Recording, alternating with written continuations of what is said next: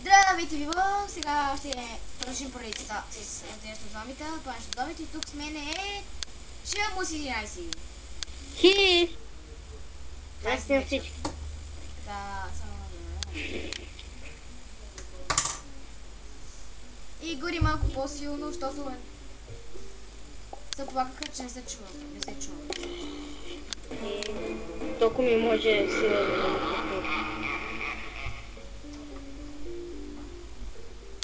Бла, бла, бла, бла, бла, бла, бла. Тъй. Гадни вестници.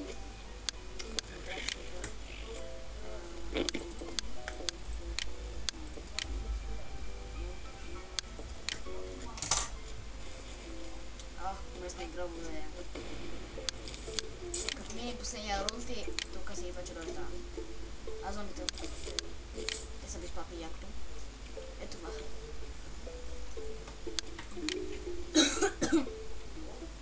Я ли кажеш нещо? Ти играеш ли играта? Кое план с зомбис? Да. Много ясно, че играе. Ама имаше златна купа. Кой каш? О, имаше златна купа. Не.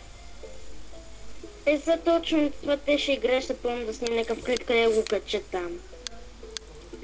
Само да намеря. Че помня къде съм я слушал.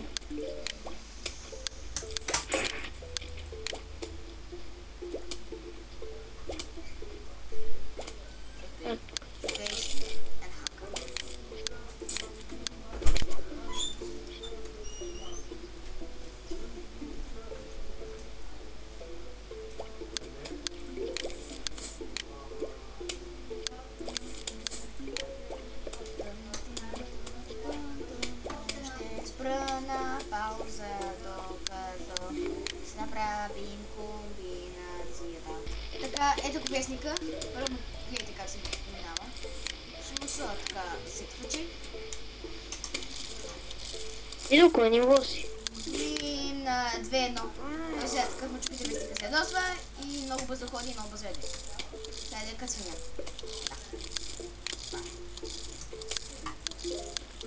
Ти последно с коя програма снимаш? Camtasia Studio.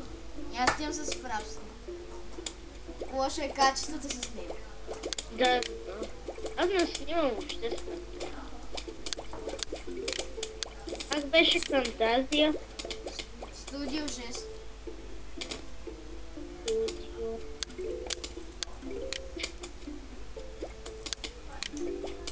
И пак на пауза.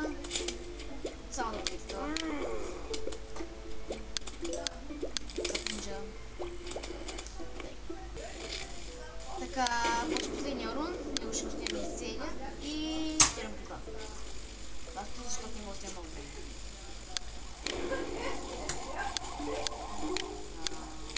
Добре, тук има най-голяма армия. Това го измозя. Я забравя. Така. Ще ги изследва. Ай, тъпо малко. Не съм чао. Чао, дома. Дай. И да. Тази гъба строя по-малко и слага за слънца при нощта. Дава при това слънца, но после време пораства и дава колкото слънце гледа. 25. Така, този да ще играем някакъв мини ден. Не, няма. И добре, чао!